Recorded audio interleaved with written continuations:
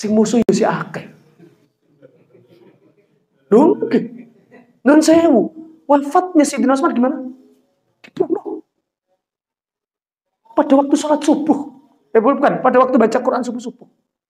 Dibunuh. Api koyo ngono.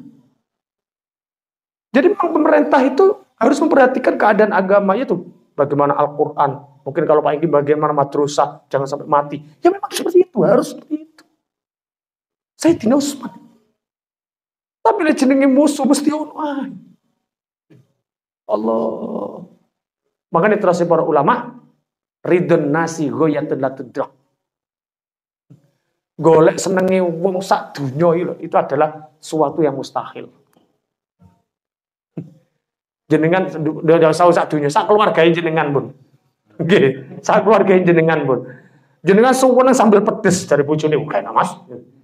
Dari anaknya, ana sing dokong itu masalah sambel ya. Gak mudah, masalah sambel gak mudah. Nggih, kan nggih. Oh, desa desa. Malah. Masalah sambel. Ridon nasi goyatun latudrak, mencari kepuasan manusia semuanya itu adalah sesuatu yang mustahil. Mustahil. Sepenting apa? Dinilai ini sebagai program yang baik dan sudah dimusyawarahkan dengan beberapa orang yang mengerti dengan kebaikan-kebaikan yang ada. Nggih. Nanti juga resiko-resiko yang ada itu diminimalisir, jalan sudah. Ngoten. Kalau yakin, walaupun safari Ramadan yang seperti ini menurut kita bagus, aku yakin orang nganggap tidak bagus. Loh, apa boy?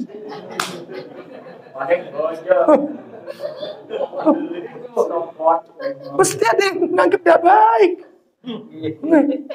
Sahabat Ramadan ini menurut kita kan baik, tapi seperti sebagian orang. Jangankan istri kita sendiri yang menganggap tidak baik.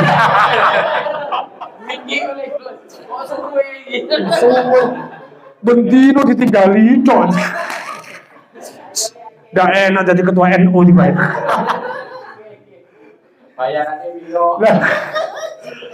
Jadi ridho nasi goyatun latudrak. Ridho mencari kepuasan manusia semuanya itu mustahil.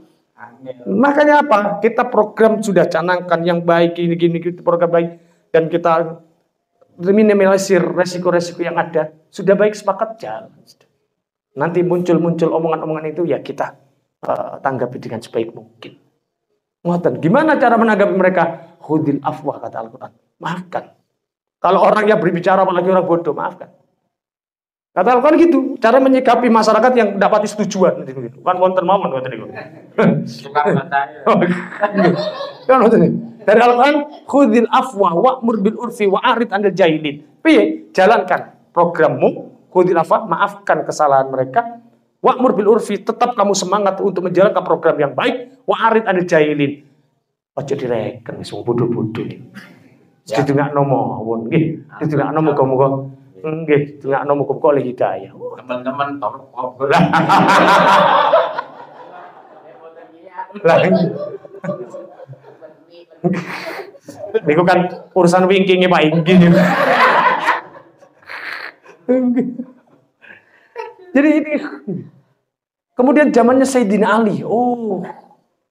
Zaman Sayyidina Ali. Ali itu siapa? Sayyidina Ali bin Abi Thalib. Sayyidina Ali itu misanane Kanjeng Nabi, mantune Kanjeng Nabi, sing paling cerdas lan pinter. Walim. Sampai Kanjeng Nabi dawuh, "Ana madinatul ilmi wa ali babuha." Aku iki pusate ilmu. Ali iki pintune. Maksudnya piye? Berarti kan nek mau menuju ilmu nih Kanjeng Nabi kudu lewat Sayyidina Ali. Kurang alim apa Sayyidina Ali? Oh. Tapi napa mboten kata musuh? Oh, sak kata-kata. Zaman Sayyidina Ali berapa kali terjadi peperangan? Peperangan sama muslim. Berapa kali terjadi peperangan zaman Sayyidina Ali? Maaf, matinya Sayyidina Ali gimana? Dibunuh. Allah. Bahkan Sayyidina Ali pernah digojloki oleh salah satu gali masyarakat. Sayyidina Ali dulu zamannya Kanjeng Nabi tidak banyak konflik. Zamannya Abu Bakar juga tidak banyak konflik. Zamannya Sayyidina Umar tidak banyak konflik. Zamannya Sayyidina Utsman juga tidak terlalu banyak konflik. Zaman sampean kok konflik terus. Piye gitu nih, Pak? Cara Pak Igi langsung setruk. Sayyidina Ali diprotes dengan pertanyaan seperti itu. Piye jawab Sayyidina Ali? Sayyidina Ali memang orang cerdas, Pak. Sayyidina Ali saya cerdas-cerdas semua. Jadi cara dikai pertanyaan tidak pernah ngutang Sayyidina Ali. Piye jawab Sayyidina Ali? Langsung jawab gini loh. Biar zaman Kanjeng Nabi aku rakyat. Zaman Sayyidina Umar, Abu Bakar aku rakyat. Sayyidina Umar aku rakyat. Sayyidina Utsman aku rakyat. Sedang aku jadi pemimpin awakmu rakyat. Maka digesrutok gara-gara awakmu.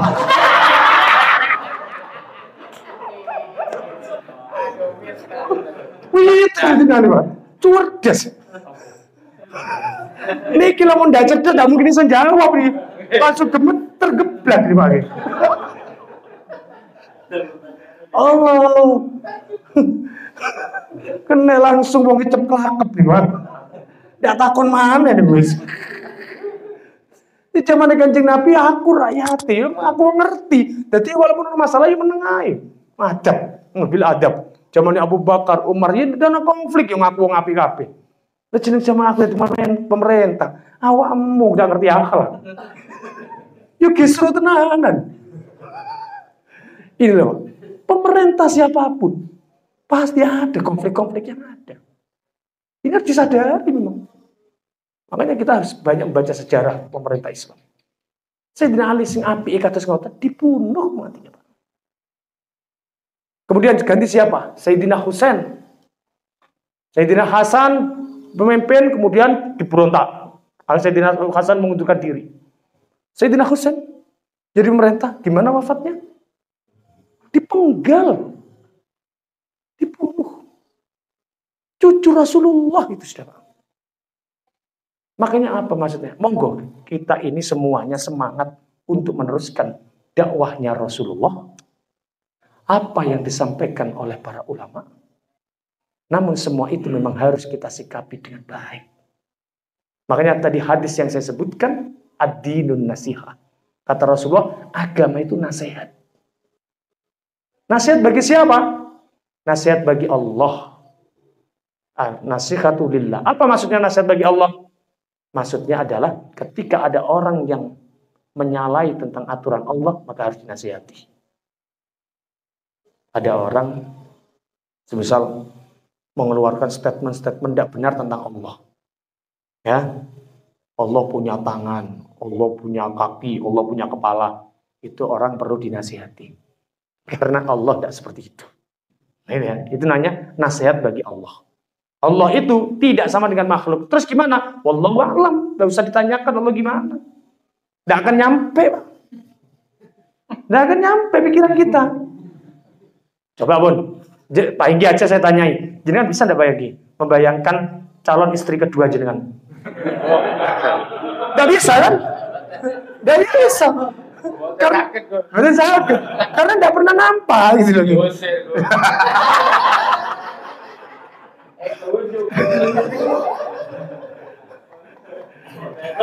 Ini membayangkan makhluk aja, makhluk yang tidak pernah dilihat, tidak bisa. Tidak bisa, gimana bayangkan? Tidak bisa. Apalagi Allah yang jelas-jelas beda dengan makhluk. Kita ini ondir-ondir makhluk, tidak bisa melihat selainnya. Apa selainnya Allah? Makhluk ini. Jadi Allah itu mukhalafatul khawadis. Ya, makanya kalau ada orang yang salah aturan, ya, makanya kita harus ingatkan. Makanya madrasah diniyah harus ada untuk menyelamatkan yang demikian ini. Pendidikan agama harus ada. Makanya tadi saya tanya kepada Pak Tiatun, di sini ada madrasah, alhamdulillah kan ada yang ngaji walaupun 6, kadang-kadang 2. Itu sudah baik, harus diistiqomahkan. Kalau tidak ada yang opini gitu, oh sekarang Masya Allah ngeri. Jadi kalau kita lihat YouTube itu, banyak ajaran-ajaran yang disampaikan di luar Ahlussunnah wal Jamaah. Yang pemahamannya berbeda-beda. Makanya monggo, kita lagi semangat untuk menyampaikan ajaran-ajaran Ahlussunnah wal Jamaah. Nah, itu nasihat bagi Allah maksudnya gitu. Dan juga nasihat bagi Rasulnya. Maksudnya apa? Kalau ada orang berusaha su'ul adab, orang berusaha tidak sopan pada Rasulullah, maka orang itu harus dinasihati. Ada orang semisal berani membuat karikatur Rasulullah. Oh, jangan pernah ikut-ikut kita. Ya. Jangan kita pernah setuju dengan kegiatan karikatur atau membuat gambaran-gambaran Nabi Muhammad. Jangan pernah. Kenapa? Karena seseorang tidak akan bisa menggambar Nabi Muhammad. Karena bentuknya Nabi Muhammad sangat sempurna. Allah.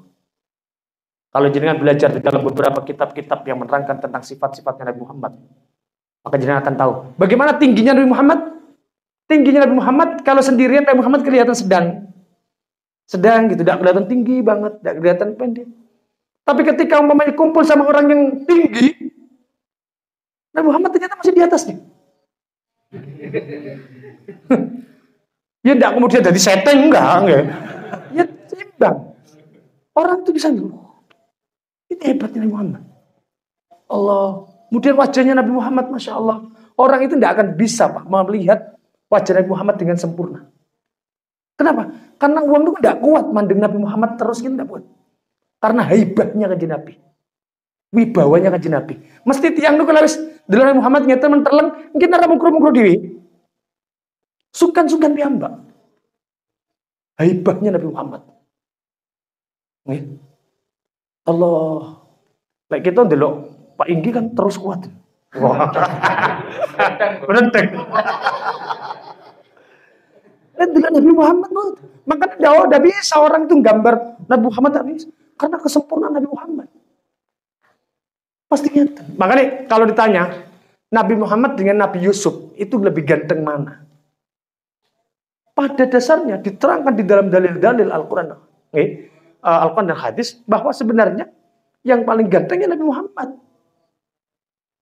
Nabi Muhammad itu kalau dia ka'annahul badru, seperti halnya rembulan utuh. Nabi Muhammad. Kalau Nabi Yusuf ada rembulan separuh. Separuhnya ini Nabi Yusuf. Nabi Muhammad rembulan utuh, terus ada rembulan lagi separuhnya Nabi Yusuf. Separuhnya lagi milik semua orang alam mulai zaman Nabi Adam sampai kiamat. Setelah ini Nabi Muhammad, Nabi Yusuf. Makanya kalau jadi ketua NU temegedeng. Padahal tidak ada apa-apanya. Jadi separuh gantengnya sadunya Pak. Niki hanya separuh dok. Mulai zaman Nabi Adam. Allah, makanya kau wong tak kabur gara-gara ganteng nih. Ketemu pirang perkara nih. Lah, tapi kenapa yang paling terkenal kok gantengnya Nabi Yusuf?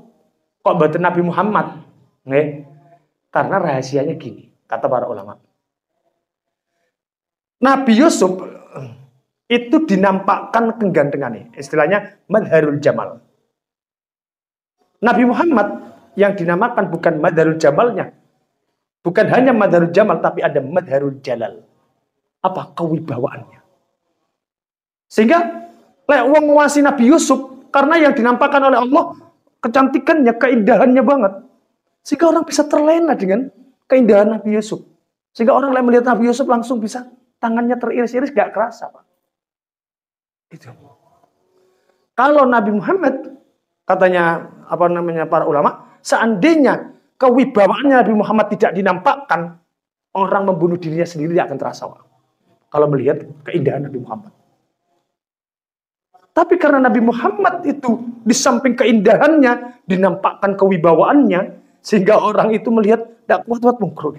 Tidak kuat mungkru. Sehingga tidak terlena sampai pada seperti Nabi Yusuf. Gitu. Allah. Kalau orang melihat kita, Pak, pingin apa kira-kira? Pingin norkom. Allah. Inilah yang harus kita pikirkan. Okay. Jadi nasihat tentang pada Rasulullah. Kemudian yang ketiga, nasihat pada kitab-kitab Allah. Gimana nasihat pada kitab-kitab Allah? Maksudnya ketika ada orang yang tidak sopan pada Al-Quran, maka ia harus diingatkan. Semisal, tak langkong gitu. Kalau umpamanya tadarus, umpamanya ini ada Al-Quran di depannya. Di depan. Talangkong, kakinya dilarang untuk diginikan. Maaf. Ginikan kalau Al-Quran di sini, tidak boleh. Ini tidak sopan. Ini kalau sengaja dan ada tujuan menghina, bukan hanya haram, tapi keluar dari Islam. Karena sudah menghina simbol utama Islam, yaitu Al-Quran. Nah, inilah. Jadi ada orang-orang yang demikian, kita nasihati, itu tidak benar. Ya.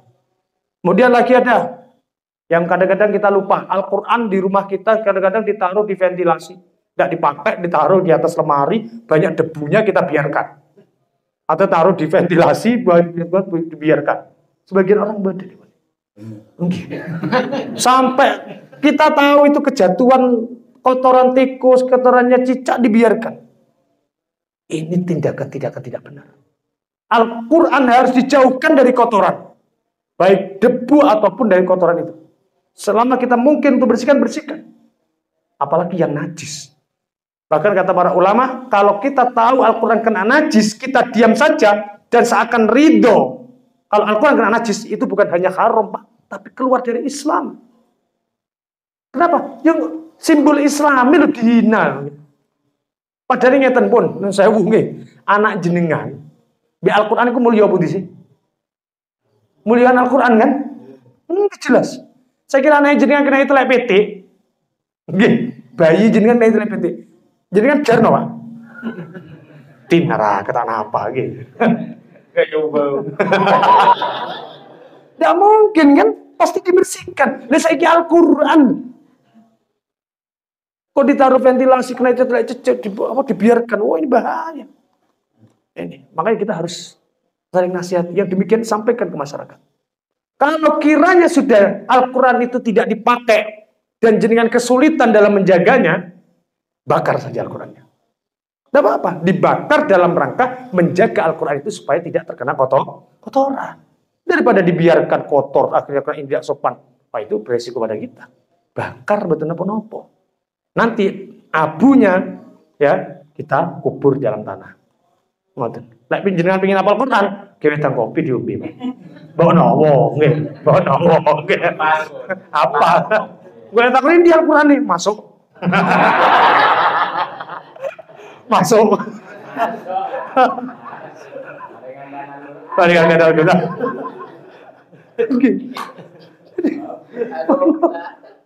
Jadi itu caranya. Maka ini nasihat bagi kita Allah. Termasuk kalau ada umpamanya baca Al-Quran yang salah. Ya, kita kalau mampu dinasihati, nasihati.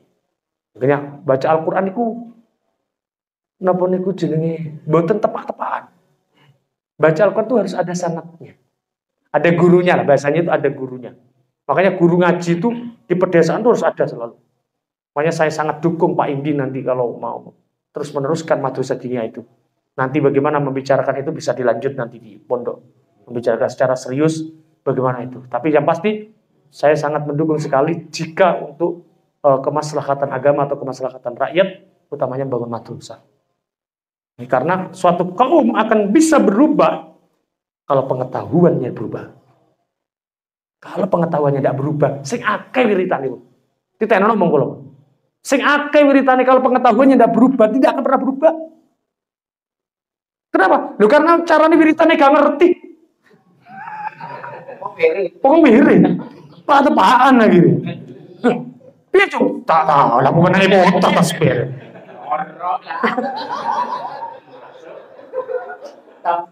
Pahami? Suatu kaum akan berubah ketika pengetahuannya berubah. Ngerti cara wiridnya yang benar gimana, mau ziarah kuburnya yang benar gimana, tadarusnya yang benar gimana. Itu ilmu. Makanya Rasulullah mengatakan di dalam hadisnya, tolabul ilmi faridotun.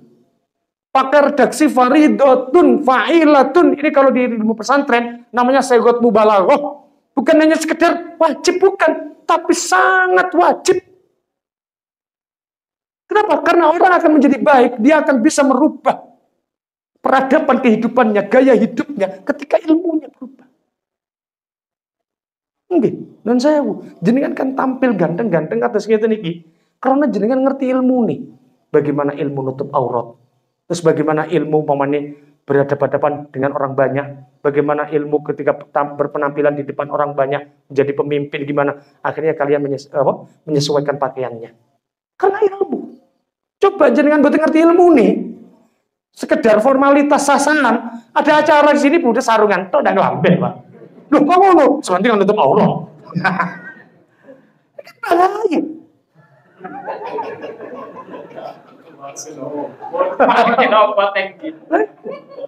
Makanya ilmu itu penting. Makanya dan sumber keilmuan adalah madrasah diniyah. Syukur kalau ada pesantren.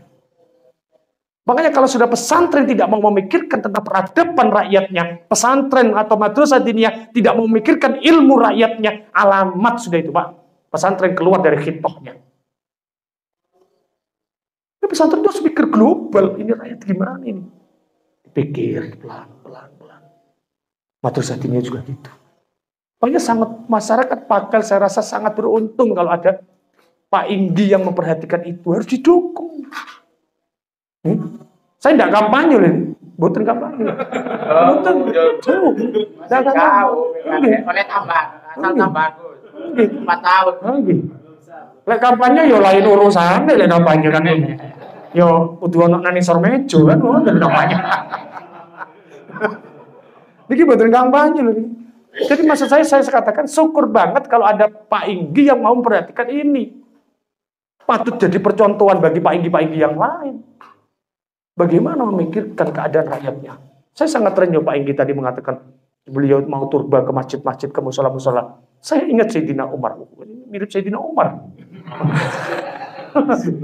Sayyidina Umar. Sayyidina Sam.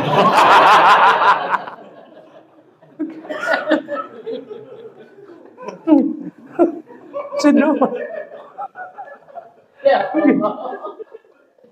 Jadi di situ nasihat bagi kita Allah monggo. Termasuk buka Al-Quran ini Pak Inggi. Buka Al-Quran kadang-kadang kita sering lupa. Buka ngilangin mata kening. Beda bagi. Ngalah coba. Lim. Ini kata para ulama tidak diperbolehkan. Kenapa? Gini. Jadi cara berpikirnya gitu. Kata para ulama. Ludah ini kalau masih dalam mulut ini mulia, Pak. Jenengan tidak jijik kalau dalam mulut. Bahkan kalau siang-siang puasa, jenengan kok melak, ditelan aja lidahnya, tidak batal. Batal. Bahkan dikumpulkan sebanyak-banyaknya, Pak. Terus ditelan, gelek. Itu nggak batal. Ludah. Tapi kalau sudah keluar, Pak, jenyawenya. Sekuni berikan can. Oh, tongkong. Tongkong gimana? Cici. Tahu saya nyabenya sekuni. Boh, tongkong langsung. Tak boleh. Ludat ditaruh di luar. Oke. Gimana betul mana? Betul mana? Semua orang ini benar senang. Oke. Oke. Betul mana?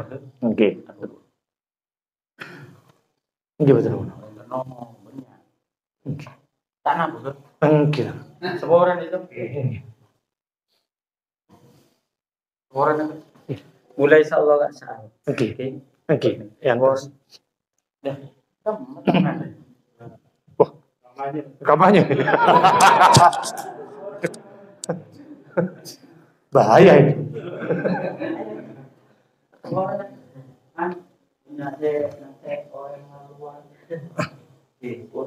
Laris.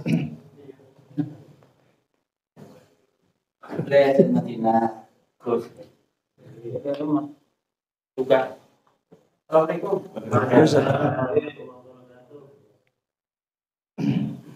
Lanjut Ki. Jadi membuka Al-Quran dengan ludah itu perlu kita hindari. Karena itu termasuk tindakan tidak sopan pada Al-Quran. Jadi itu gambarannya teman kita aja tidak ada yang mau.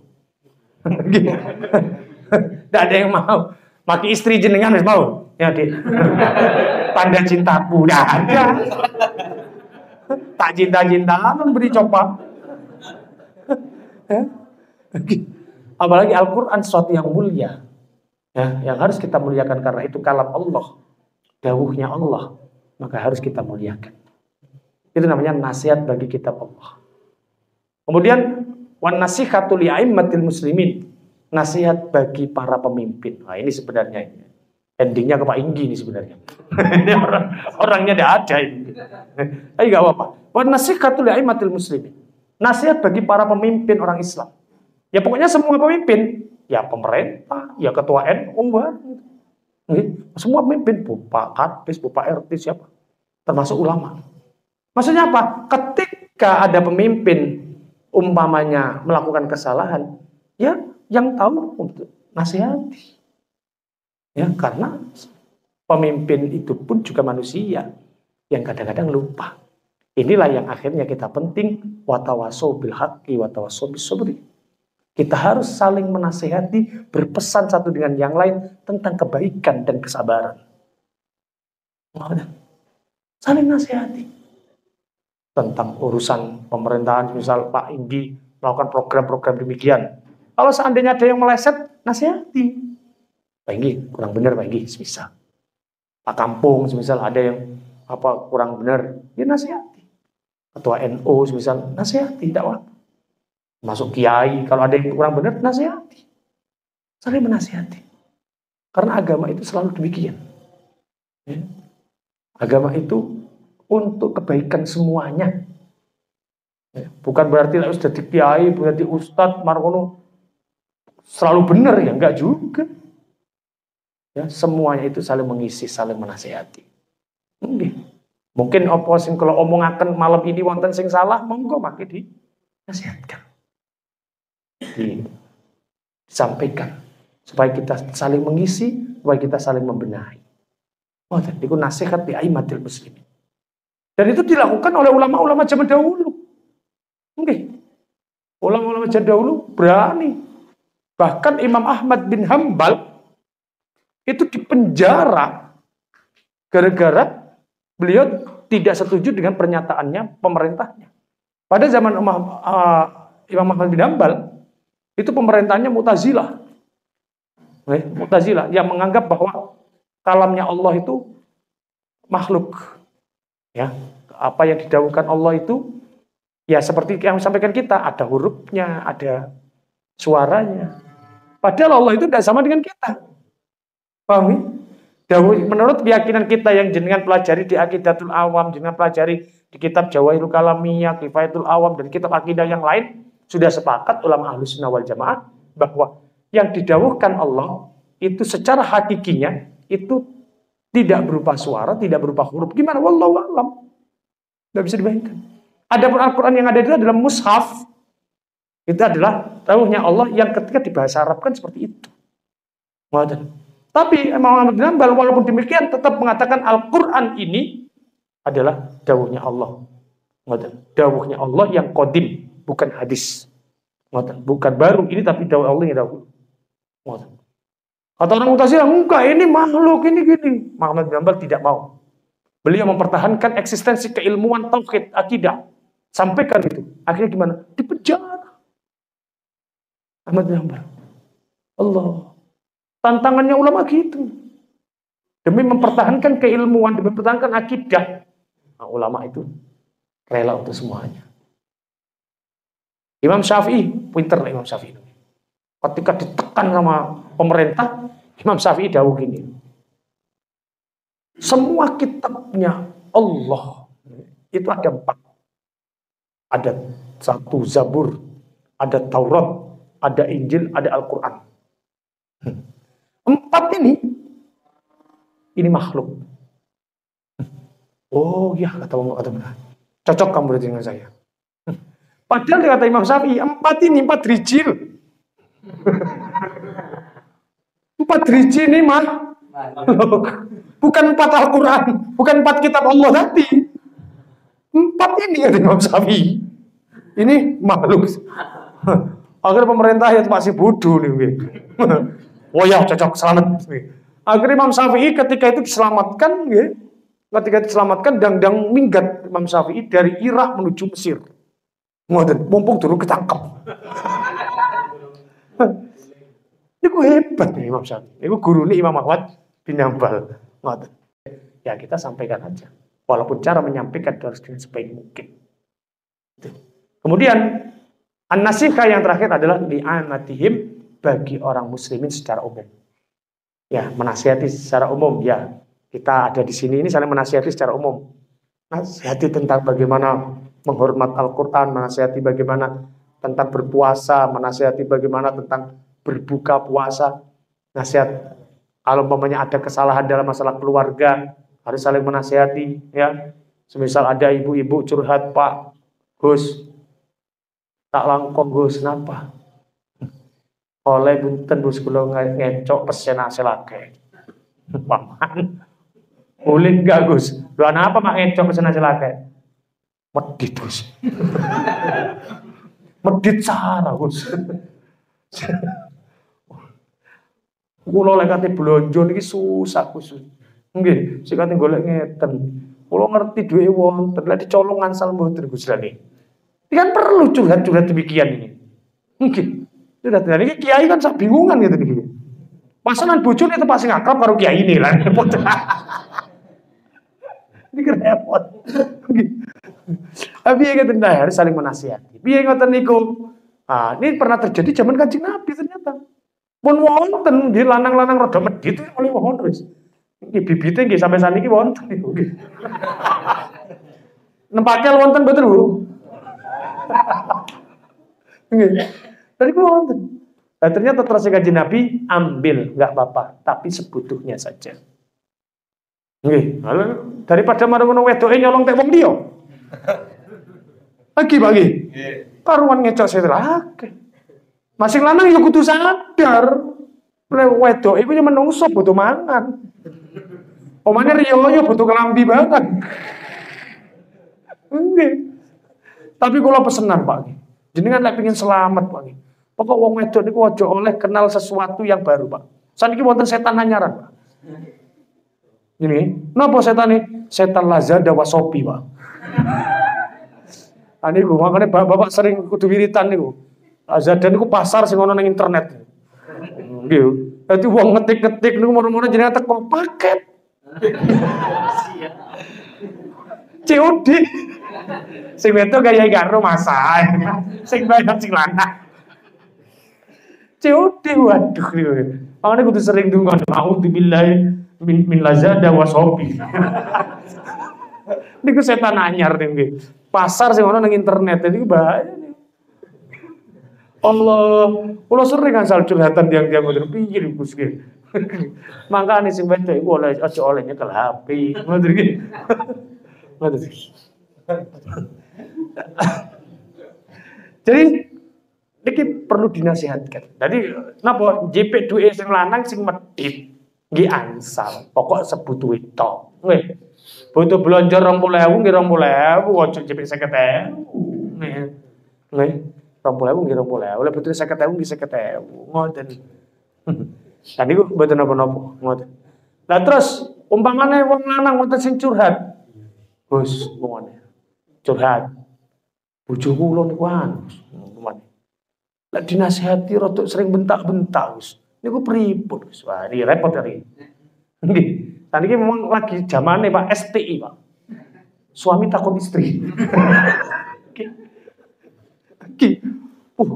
Tapi wong wedon niku lek kadung ngamuk, Bu.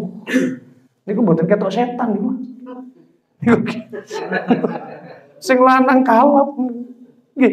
Pripun Gus nyikapi sing ngoten niku? Lah niki harus tahu. Nggih. Tadi pemane wong wedok sing kereng niku ya napa cara nyikapine. Ya napa Pak, kula duduhi jenengan. Biyen niku wonten tiyang dadi wali gara-gara bojone cerewet. Ngoten. Wonten jenenge wali niku Abdurrahman Baljaban. Suatu saat bojone ngamuk tok. Manunggal mboten betah niku. Minggat. Minggat ning jero alas. Ning jero alas sampai ning jero guwa. Wis istirahat niku. Lah teng mriku wonten tiyang topo kali, Pak. Nggih. Telu. Nggih tiyang topo. Tiyang topo telu niki wonge sakti. Ndonga nang pangeran nggih lek pengin manganan ndonga. Ya Allah pengin manganan. Dugi, Pak. Langsung nyampe. Sing situ ya dungo. Dungo nyampe. Sing situ dungo nyampe mana? Dari Abdurrahman Baljaban kok enak ngono kari dungo tok nyampe terus. Gini. Sing gini sampai melaju kate jalur masakan wedi bojo. Akhirnya dungo Pak Abdurrahman Baljaban. Nggih. Dungo pisan nggih. Gusti, kula nyuwun sedanten niku sing disuwun tekakno mriki. Dilalah langsung teko kabeh. Masya Allah. Akhirnya wong telu iki kagum, sapa niku? Kok iso luwih hebat daripada aku iki. Nggih. Akhirnya ngobrol. Nah, Abdurrahman Baljaban ngobrol mbek wong telu iki. Ketika ngobrol ditanyai, "Sampeyan sinten?" Kula niki tiyang lajeng mriki, ngoten terus Abdurrahman Baljaban. "Sampeyan kok iso dungo marung teko panganan tak kerake?" Lah aku iki tiru-tiru awakmu. Saiki aku takon sik. Sampeyan lho kok iso dungo iso teko panganan iki piye? Ngeten. Kula niki dungo. Niki kula niki tawasul. Nggih. Tawasul nggih waline pangeran. Jenenge waline pangeran sing wonten teng tangga sebulan iki. Lah sapa jenenge? Niku lho wali sing sering dibentaki karo bojone. Lah sapa? Abdurrahman Baljaban. Padahal wong ning ngarepe. Ndak ngerti deh ini lagi Baljaban. Oh iya. Nggih. Sampeyan kok iso ngono derene? Padha kula nggih tawasul kalian niku. Kula lek ndonga teng pangeran ya Allah, kalian barokah Abdurrahman Baljaban jenengan duge akan panganan teko tenanan. Niku jenenge tawasul. Ya Allah ndonga pisan kalian barokah Abdurrahman Baljaban tekano panganan teko tenanan. Lah kula barokah nyebut jenenge Abdurrahman Baljaban iki lho teko kabeh. Oh. Akhirnya wong telu penasaran. Lah saiki sampean piye? Oh iso teko kabeh. Ya aku ndonga iya ndonga itu. Saiki sajane sampean iku sapa? Aku iki Abdurrahman Baljaban. Oh iya bener. Jadi jenengan lan duwe bojo kok cerewet, Pak. Berarti jenengan kan dadi wali. Sing sabar mawon iki. Ojo melo ngamuk iki. Nek melo ngamuk ndak karo-karuan malah. Piye bojo ngamuk tinggal ngopi yut. Udah nang warung ngoten. Ngono warung diangkat dadi wali. Allah. Jadi semua itu ada solusinya, semua itu ada bermasalah. Lah ini perlulah jenengan makanya nasihat, minta nasihat kepada para kiai, kepada para ustadz, ini memang penting sekali. Apa? Sebagai penyeimbang di dalam melakukan kehidupan ini, Pak. Ada arahannya. Oh ini demikian, ini demikian. Nah, sering kalau sampaikan kepada para santri, hidup itu tidak bisa yang namanya hidup bebas. Tidak ada ceritanya hidup bebas. Kalau orang ngomong, aku ingin kebebasan. Mustahil. Hidup itu tidak ada yang bebas. Jenengan pakai pakaian kan nonton ukurannya. Kan? Pingin ganteng kan ukurannya. Pas ngeten nggih. Kan jenengan ukuran L, kok nggih pakaian sing ukuran S. Ya tak lebu bagiannya, Pak. Nggih. Baru jenengan ukurannya M, kok nggih pakaian XL. Ya baru kompor jadi selimut. Nggih. Semua itu ada ukurannya, ada aturannya. Itu pakaian. Masak nasi goreng mawon nggih ngoten. Nasi goreng pengen enak, ya ono raciane. Uyahe sak meten, micine sak meten, lomboke sak meten ngoten. Ndak kur ngawur. Pokoke uyah total. Micin total bebas. Piye kebebasan nggih. Ya bebas tenan lambene ngono nggih. Ndak karo-karuan rasane. Nggih. Niku masalah panganan aja ndak ada yang bebas nggih. Apa maneh dalam mengarungi kehidupan. Tidak ada yang bebas, semua ada aturannya. Dan aturan itu harus kita pelajari lewat ulama. Karena aturan yang terbaik adalah aturan yang disampaikan oleh Rasulullah SAW. Karena Rasulullah sudah memastikan, innama bu'itsu liutammima makarimal akhlak. Saya diutus itu adalah untuk memperbaiki akhlak. Dalam arti apa? Untuk memberikan aturan-aturan supaya manusia itu mulia. Ngoten. Dereng wonten Kanjeng Nabi, oh rusak, Pak. Nggih, mboten wonten Kanjeng Nabi rusak sedanten. Nggih, zamane napa jahiliyah, Allah wong wedok mboten tergani. Ndak ada harganya perempuan itu sudah. Perempuan itu hanya sebagai penghibur hidup mboten tok. Wis rusak.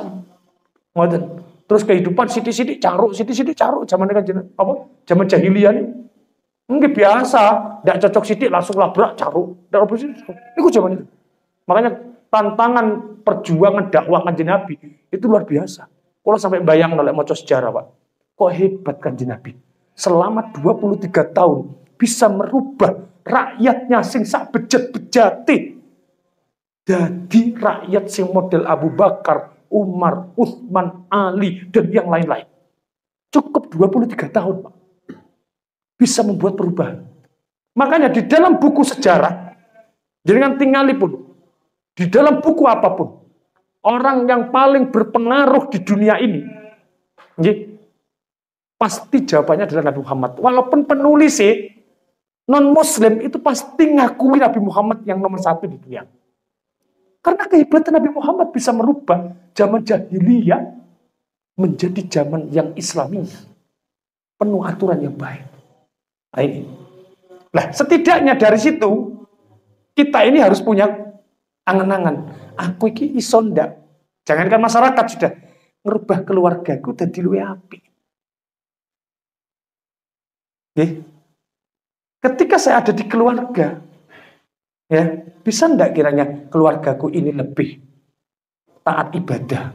Bisa ndak keluargaku pateng taraweh? Bisa ndak ibadahku pateng poso? Bisa ndak umpamanya lebih taat? Ini menjadi pertanyaan. Ndak usah mikirin masyarakat kata, mikirin bojone iso ndak ngerubah. Allah. Ndak usah mikir bojo apa, bojo siji mawon. Kanjeng Nabi garwane 11.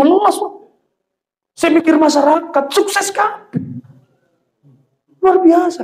Napa zamane kan apa garwane Kanjeng Nabi ndono cemburu-cemburuan. Wonten sami. Wong wedok watake mulai biyen yo ngono wis. Padha mawon. Nggih, kula sampai enggak ada kitab namanya Muskilatul Zawajin Nabi. Keren, Pak. Problematika yang pernah terjadi dalam keluarga Nabi. Keren nih. Napa niku konflik-konflik yang pernah terjadi dalam keluarga Nabi. Nah, niku. Kitab Rasul Kandel. Kula tumbas niki kitab karangan wong Mesir. Niku keren banget. Contohnya ngeten. Contoh niki, tak duduno. Nek tak duduno kabeh ya rong dino nih, tak tutup nggih. Nggih. Nggih, tak duduno situ mawon nggih. Contoh nih. Kanjeng Nabi niku, niki bojo kata nih, niki nggih. Kanjeng Nabi niku wonten tamu. Ada tamu di rumahnya. Kanjeng Nabi tepat di rumahnya Sayyidah Aisyah. Nggih. Tamu-tamuan. Terus tidak lama ada orang laki-laki muda datang ke rumahnya situ, bawa roti, Pak. Roti. Langsung, assalamualaikum, salam, apa itu? Roti. Sayyidah Aisyah keluar. Terus apa? Itu gini, istri Kanjeng Nabi yang lain. Gimana Sayyidah Aisyah, Pak? Sayyidah Aisyah kan istrinya Kanjeng Nabi, yang perawan sendiri, paling cantik dan paling muda sendiri, Pak. Ya cemburuan banget tuh. Gimana, Pak? Piring yang dibawa gini langsung ditampel di Aisyah, ceplek ajur, Pak. Saroti ini tuh blok nengarepe tamu. Kanjeng Nabi ada tamu, ada soal dikunjung, ditampel plek, tuh piringnya pecah, roti ini tuh blok. Sayyidah Aisyah tinggal masuk, wis. Ya wong wedok malah biyen ngono iku. Piye Kanjeng Nabi? Apa langsung marah karena malu ada tamu? Mboten. Kanjeng Nabi senyum ternyata. Kanjeng Nabi malah dawuhan nang sahabat sing tamune. Delan niku. Ummuka ghuyur. Bunyaimu lagi cemburu. Gitu dah. Allah. Tak langkong pun ajunan di rumahmu langsung ke belakang itu kong. Terus nodusin bener tahu yang hari ya, Bu. Allah. Kanjeng Nabi mboten, Pak. Ternyata Kanjeng Nabi langsung ngomong, "Ummuka ghuyur, bunyaimu lagi cemburu sih." Biasa mawon. Keren, Pak. Lewis jenengan sakit kayak gini, monggo golek mali, Pak. Tapi nek iso ngendalikan yang seperti ini, oh coba kiamat perang dunia ketiga. Allah. Inilah maksud saya, monggo kita ini berkeluarga, punya komitmen, bagaimana keluarga saya menjadi lebih baik. Minimal itu. Kalau Kanjeng Nabi kan ngurusi umat, ya apa umatnya menjadi lebih baik. Lah keluarganya jelas terkondisikan luar biasa. Kita sudah minimal aja.